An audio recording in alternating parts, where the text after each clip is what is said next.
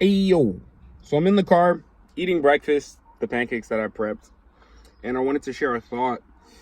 I was at the house with my grandma, and she has a dog. We have a dog. His name's Charlie. And he recently got fleas, and so, like, I got bit up, bro. I mean, like, those fleas ate me up.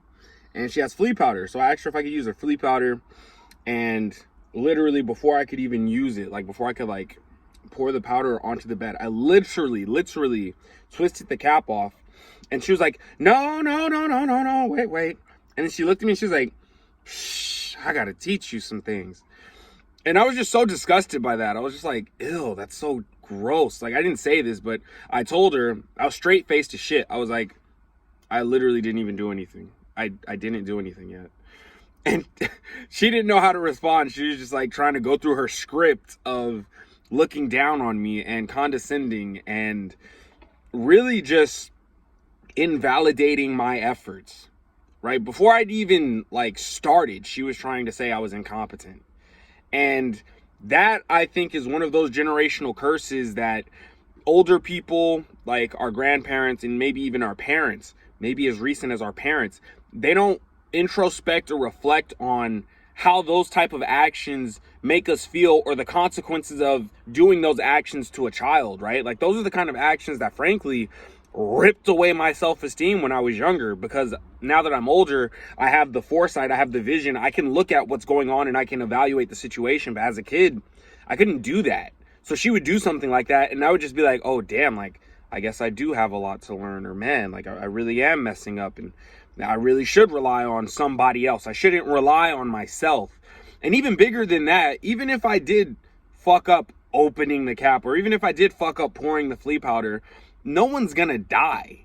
Like, it's not like anyone was no one was in any mortal danger. Absolute worst case, I would have overkilled the fleas. There would have been way more powder than necessary. Like, you know what I'm saying? Like, even absolute worst case scenario isn't as bad as best case scenario. I rely on you and I no longer have any faith in my capabilities, or I am so afraid to make a mistake that I just am, you know what I'm saying? Like, you're less effective in the world if you're not willing to learn, if you're not willing to make your failures like a brick house that you stand upon. And so that really pissed me off. I was just like, man, this isn't cool. Like, that's not cool to treat people like that at all. And frankly, I think she's at the age where she's set in her ways. Like, I was of the belief that it's never too late to learn, and I was of the belief that you can always adapt, but I think that only applies to certain people. You have to be receptive to it. You have to be in a place where you're open to making the changes and you're seeking out the wisdom, you're seeking out better ways of doing things. But if you're not doing that, there's really no point. Like, there's no point in me lecturing my grandma. There's no point in me sharing these reflections and these insights that I've gathered. And so I guess what I'm going to do is just do my absolute best not to do that. I'm not going to treat anyone like that. I'm not going to beat someone up before they've even tried. And frankly, I'm not even going to beat someone up for making a mistake, because that's the best way to learn.